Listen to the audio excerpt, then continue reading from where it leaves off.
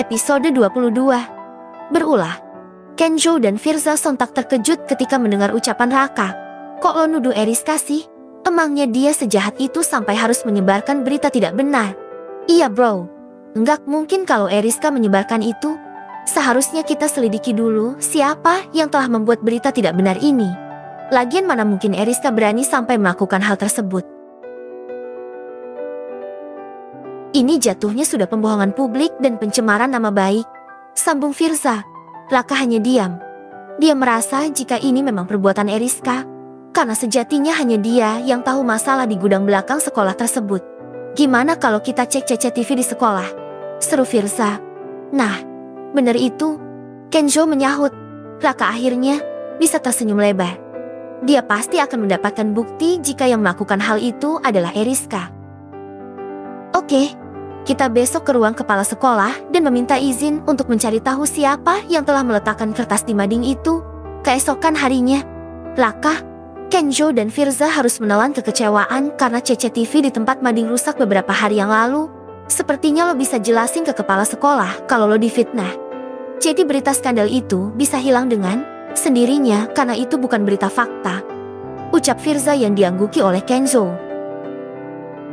Raka mendesah kasar.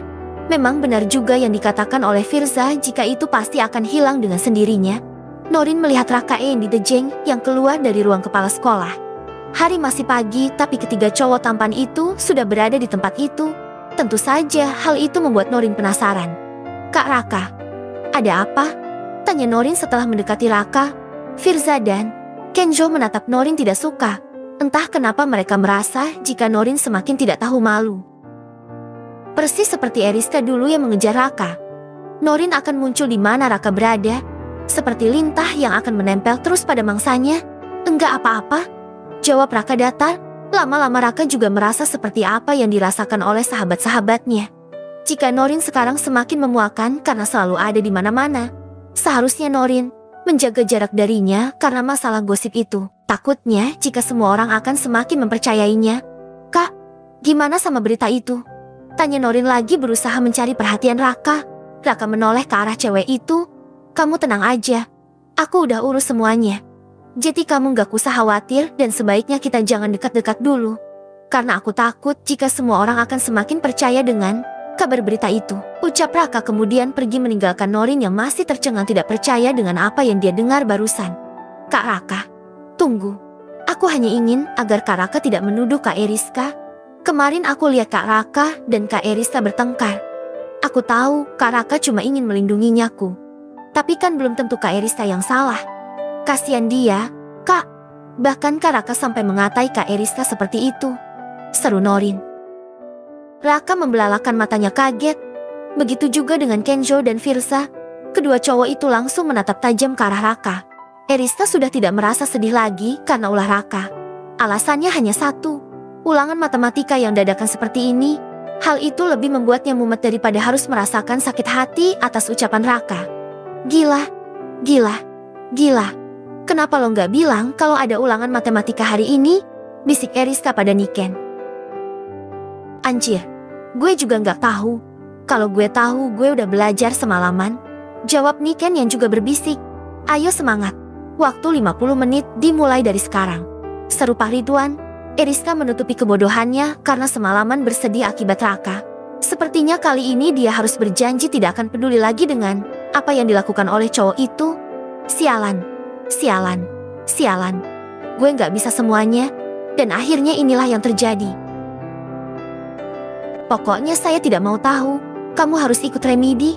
Kalau tidak, kamu tidak akan saya naikkan kelas. Eriska membelalakan matanya tidak percaya. Nilai ulangannya hanya betul 5 dari 30 soal. Dan itu benar-benar membuat Pak Ridwan murka. Jangan dang. Pak, minta kortingan ya. Seru gadis itu. Baik, kalau begitu jangan. Kaget kalau tahun ini kamu akan tetap tinggal kelas. Eriska benar-benar panik ketika mendengar kata-kata dari Pak Ridwan. Jangan sampai dia tidak naik kelas. Ibunya akan sangat marah kalau tahu hal itu.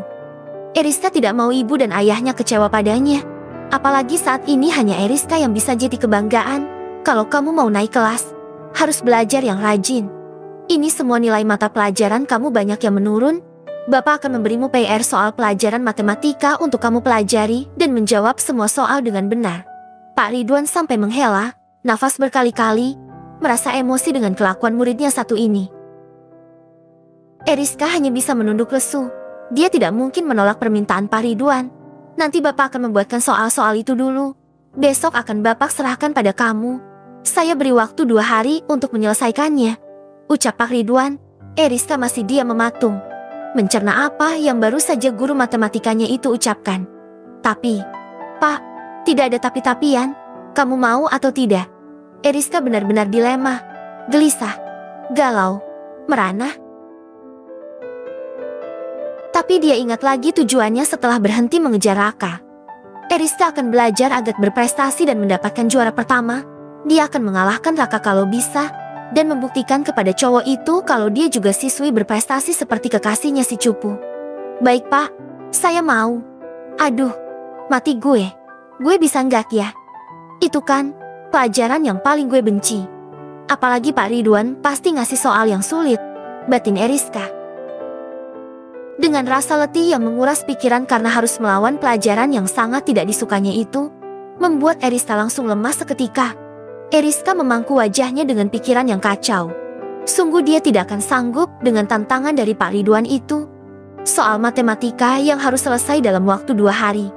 Rasanya Eriska ingin pergi ke luar negeri saja agar terhindar dari rumus dan pecahan-pecahan huruf yang akan membuat kepalanya pusing 7 keliling. Kenjo dan Firza mencari Eriska di kelasnya. Mereka bertemu dengan Niken dan langsung menunjukkan di mana Eriska berada. Tuh, anaknya habis ulangan matematika. Jadinya lemes. Kerjaannya bengong dan tim aja. Tunjuk Niken ke arah Eriska yang sedang terlihat melamun. Padahal isi di otaknya sedang pusing memikirkan bagaimana caranya kabur ke luar negeri agar terhindar dari soal matematika Pak Ridwan. Kenjo dan Firza langsung berjalan ke arah cewek tersebut dengan tatapan prihatin. Kedua pria tampan itu sengaja mencari Eriska untuk mengetahui kabar cewek itu, gara-gara ulah Raka yang menurutnya sudah sangat keterlaluan. Hai, Riz, kita ganggu gak? Sapa Kenjo sedikit salah tingkah. Eriska yang mendengar itu langsung mendongak dan menatap kedua cowok populer di sekolah dengan tatapan menyedihkan. Riz, jangan terlalu memendam kesedihan. Gue yakin lo pasti bisa. Niken duduk di samping sahabatnya itu untuk memberi dukungan. Dukungan untuk semangat karena dikasih soal buat remedi tentunya. Iya Riz, lo gak perlu bersedih lagi. Gue juga berang perbuatan Raka ke Elo. Jangan sedih ya. Masih banyak cowok yang bisa bahagiain lo. Termasuk gue, ucap Firza yang sepertinya sudah salah paham, bersambung.